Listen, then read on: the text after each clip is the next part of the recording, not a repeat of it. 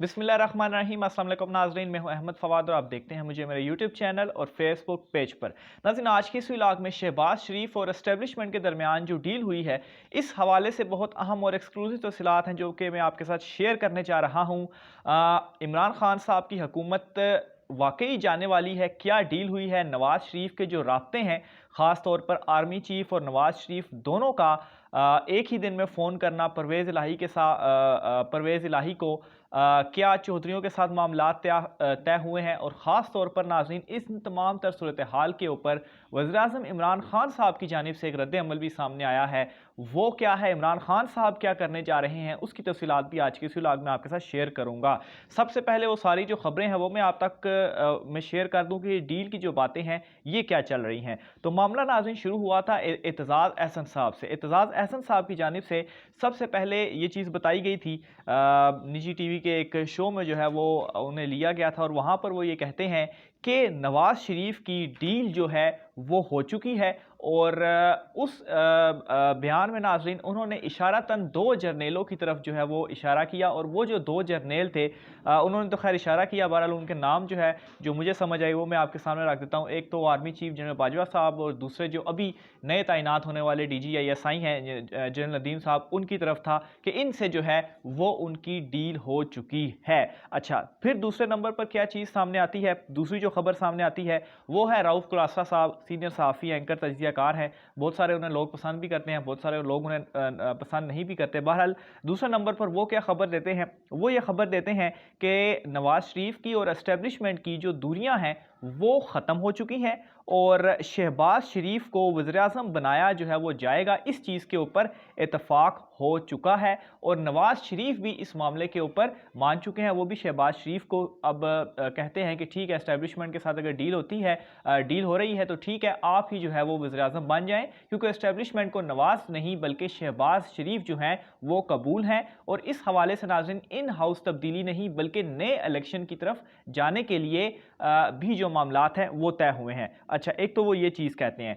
फिर इसके साथ ही साथ नाज़रीन शाहिद खाकान अब्बासी का जो बयान सामने आता है कि वज़ीर-ए-आज़म के लिए नवाज शरीफ मरीम नवाज नहीं बल्कि नून लीग की तरफ से जो उम्मीदवार होंगे वो होंगे शहबाज शरीफ।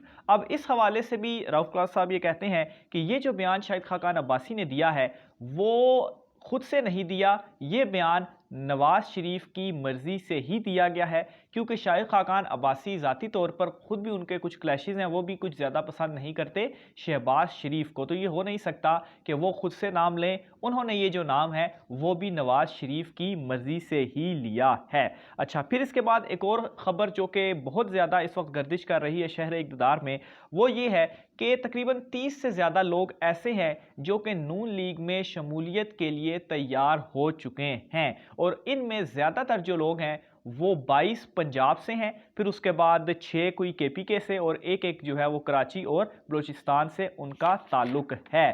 तो इसके बाद जो अहम खबर जिसका सबसे ज़्यादा जो है वो वावेला भी जिसको बहुत ज़्यादा उछाला भी जा रहा है, वो है परवेज़ इलाही साहब से नवाज शरीफ का रब्ता और आर्मी चीफ साहब का रब्ता। राब्ते में क्या होता है, चौधरी शुजात हुसैन साहब जो कि काफ़ी बीमार हैं इन दिनों, उनकी सेहतयाबी के हवाले से पूछा जाता है, उनकी तबीयत के हवाले से पूछा जाता है कि अब उनकी तबीयत क्या होती है। और इस ये जो टेलीफोनिक रब्ता हुआ है, इस टेलीफोनिक रब्ते में नवाज शरीफ की जानिब से दावत भी दी जाती है परवेज़ इलाही साहब को कि आप लंदन आते हैं या जब भी कभी आप लंदन आए तो हमारे साथ जो है वो आप मुलाकात करें, हम बैठेंगे और बातचीत जो है वो करेंगे। इस खबर को भी नाज़रीन बहुत ज़्यादा उछाला जा रहा है और ख़ास तौर पर ये सारी जो खबरें हैं ये किस वक्त सामने आती हैं, जब चौहदरी ब्रादरान हुकूमत से नाराज़ हैं और खुलकर वो अपना जो गिला है वो भी हुकूमत से कर रहे हैं। और वो ये कह भी रहे हैं कि हुकूमत ने उनका उस तरह से साथ नहीं दिया। अब इन सारी चीज़ों को नाज़रीन अगर कंबाइन किया जाए तो हमें सिर्फ़ और सिर्फ एक ही इशारा मिल रहा है और वो इशारा यही है कि डील जो है वो हो चुकी है, या ख़बरों को इस तरीके से पोर्ट्रे किया जा रहा है जिससे ये चीज़ लगे कि डील हो चुकी है और बहुत जल्द इमरान खान साहब की जो हुकूमत है वो गिरने वाली है। इन हाउस तब्दीली के हवाले से खैर आगे चल के मैं आपको बताता हूँ, लेकिन नए इलेक्शन की तरफ मामला जा रहे हैं और नए इलेक्शन में अगर नून लीग कामयाब होती है तो नया वज़ीर-ए-आज़म शहबाज शरीफ होगा। और इन तमाम तर चीज़ों के ऊपर एस्टेब्लिशमेंट भी मान चुकी है, और एस्टेब्लिशमेंट इसलिए मान चुकी है क्योंकि इमरान खान साहब की हुकूमत ख़ास तौर पर मईशत के हवाले से जिस तरीके से वो तेज़ी से गिरती जा रही है, वो एस्टेब्लिशमेंट को कुछ जो है वो ठीक नहीं लग रही। इस वजह से ये जो डील है वो डन हो चुकी है। अब नाज़रीन यहाँ पर सबसे अहम चीज़ ये है कि डील आखिर क्या डन हुई है, बल्कि डील डन किस तरीके से हुई है, इसका आपको नाज़रीन मैं कुछ चीज़ें आपके सामने रखता हूँ। तो ये नाज़रीन मामला कुछ इस तरह से है कि शहबाज शरीफ के ऊपर इस वक्त जो मुकदमात हैं वो अदालत में चल रहे हैं, और वो इतने ज़्यादा स्ट्रॉन्ग हैं वो केसेस कि इन केसेस में शहबाज शरीफ की नाअहली या सज़ा जो है उसे होता हुआ देखा जा रहा है। कोई उन्हें बचा नहीं सकता अनलेस कि उनके जो केसेस हैं वो कमज़ोर कर दिए जाएं, यानी कि जो प्रोसिक्यूशन है वो क्या करे, वो केसेस को इस तरह से रिप्रेजेंट करे या इतना कमज़ोर करके रिप्रेजेंट करे कि उसमें फिर जाहिर सी बात है अदालत या जजेस भी जो है, जो उनके सामने चीज़ें रखी जाती हैं, सबूत रखी जाती है, उनकी बेसिस के ऊपर वो फैसला करते हैं। तो अगर प्रोसिक्यूशन ही केस को कमज़ोर कर देगी तो फिर उन केसेस से शहबाज शरीफ का निकलना आसान हो जाएगा। और इन दिनों जो शहबाज शरीफ की बॉडी लैंग्वेज है, जिस तरह से खुलकर वो प्रेस कॉन्फ्रेंसेस भी कर रहे हैं, जो आप शादी ब्याह भी देखें उनके जो है वो चल रहे हैं, तो बॉडी लैंग्वेज भी उनकी काफ़ी ज़्यादा स्ट्रॉन्ग लग रही है। तो ये एक डील का जो है वो ज़रिया हो सकता है कि यहाँ से केसेस उनके ख़त्म हो गए, उनके ऊपर जो नाअहली की तलवार एक लटक रही थी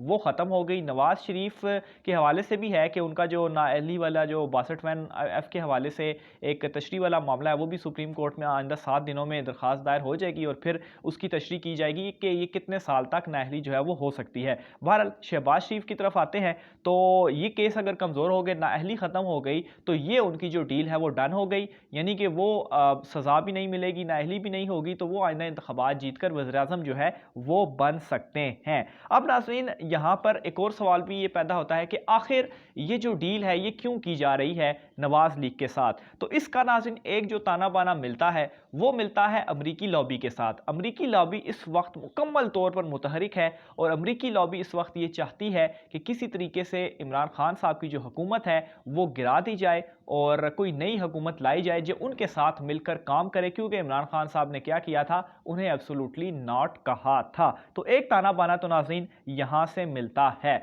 अब नाज़रीन वज़ीर-ए-आज़म इमरान खान साहब का इन तमाम तर चीज़ों के ऊपर वो इन दिनों में क्या कर रहे हैं, मैं आपको बताऊँ। इस हवाले से पहले भी एक व्लॉग में मैं आपको बता चुका हूँ कि इमरान खान साहब इस वक्त इलेक्शन कैंपेन जो है वो कर रहे हैं। मुख्तलिफ उन्होंने जगहों पर जाकर उन्होंने इफ्तिताह भी किए। इसके अलावा वो जो जलसे वगैरह थे, मियाँ वाली का जलसा, फिर आगे जो उनके सारा शेड्यूल है, तो इलेक्शन कैंपेन इमरान खान साहब की जानिब से भी शुरू की जा चुकी है। यहाँ तक कि इमरान खान साहब की जानिब से जो अपने पीटीआई वुज़रा हैं उनको भी ये कहा जा चुका है कि वो तेज़ हो जाएं, ज़्यादा से ज़्यादा रिलीफ आवाम को फराहम करें। और इमरान खान साहब इस वक्त तेज़ तरीन इनिंग्स खेल रहे हैं, T20 नहीं बल्कि T10 जो एक इनिंग्स होती है, इमरान खान साहब इस वक्त वो खेलना चाहते हैं। और अपने वुज़रा को भी उन्होंने अपनी जितनी भी मिनिस्ट्रीज़ हैं वहाँ पर भी उनकी जानिब से कहा जा चुका है कि ज़्यादा से ज़्यादा आवाम को रिलीफ दिया जाए। और अगर किसी तरीके से ब्यूरोक्रेसी राह में रुकावट बन रही है, मुतलका वज़ीर या मुशीर उसके पास जो भी वजारत है या जो कुछ भी है, अगर मुतलका ब्यूरोक्रेसी इसमें रुकावट बन रही है तो वो मुतलका वज़ीर जो है वो अपनी ब्यूरोक्रेसी को जो है वो देखेगा, उनके खिलाफ एक्शन भी लेगा। लेकिन ये जो रिलीफ है ये तेज़ी से मिलना चाहिए ताकि हम आइंदा इंतखाबात में कुछ हमारे पास हो जिनको लेकर हम आवाम में जा सकें। और अगर इस तरह से जो है वो कुछ नहीं वज़ीर मशीर कुछ कर पाते तो उनके लिए कोई मज़ीद ऑप्शन नहीं है, उनके खिलाफ भी एक्शन होगा। इसलिए उनसे कहा गया कि वो भी आगे से एक्शन लें। और यहाँ तक कि सबसे अहम चीज़ उनसे ये भी कही गई है कि जो उनके तंजीमी ओहदेदार हैं यानी कि लोकल लेवल के ऊपर, उनको जो है वो ज़्यादा से ज़्यादा अहमियत भी देना शुरू कर दें। तो इस वक्त नाज़रीन ये सूरत हाल चल रही है। ये भी इशारे इसी तरफ मिल रहे हैं कि किसी तरह से हो सकता है कि नए इंतखाबात की तरफ जो मामलात हैं वो चले जाएं, क्योंकि जहाँ तक इन हाउस तब्दीली की बात है तो वो आलमोस्ट नामुमकिन है। एक तो इमरान खान साहब की अगर फ़र्ज़ करें 180 से ज़ायद उनकी इस वक्त पार्लियामेंट में नशिस्तें हैं, अगर उनको किसी तरीके से हटा भी दिया जाता है, अदम एतमाद की तहरीक लाई भी जाती है, तो फिर भी कोई 156 ऐसे लोग हैं जो कि उनके अपने, अगर वो कम होकर 140 भी रह जाते हैं तो 140 अकेले उनकी है। तो वो किसी तरीके से जो नई अगर हुकूमत कोई नया वज़ीर आज़म आता है तो एक तो उसके लिए बहुत ज़्यादा वक्ता हो जाएगा, और फिर दूसरी ये चीज़ कि नया वज़ीर आज़म कौन आएगा। अपोजिशन इन हाउस तब्दीली अगर होती है तो पीपल्स पार्टी, नवाज लीग, आपस में उनके इख्तलाफात इतने ज़्यादा हैं कि कोई एक बंदे के ऊपर वो मुत्तफिक नहीं हो रहे। तो बहरहाल ये जितनी भी चीज़ें अभी मैंने आपके सामने शुरू में खबरें, यहाँ तक कि इमरान खान साहब के जो फैसले मैंने आपके सामने रखे हैं, ये इशारा इस तरफ कर रहे हैं, इन हाउस तब्दीली की तरफ नहीं बल्कि नए इंतखाबात की तरफ इशारा कर रहे हैं। बहरहाल इस हवाले से मज़ीद क्या अपडेट्स होती हैं, तफसीलात जो है वो आप नाज़रीन के साथ शेयर करते रहेंगे। आप अपनी राय का इज़हार कमेंट बॉक्स में लाजमी कीजिएगा कि आप क्या समझते हैं कि क्या वाकई अर्ली इलेक्शन जो है वो हो सकते हैं। कमेंट बॉक्स में लिखिएगा। आज की व्लॉग से इतना ही, मुझे इजाज़त दीजिए। अल्लाह हाफ़िज़।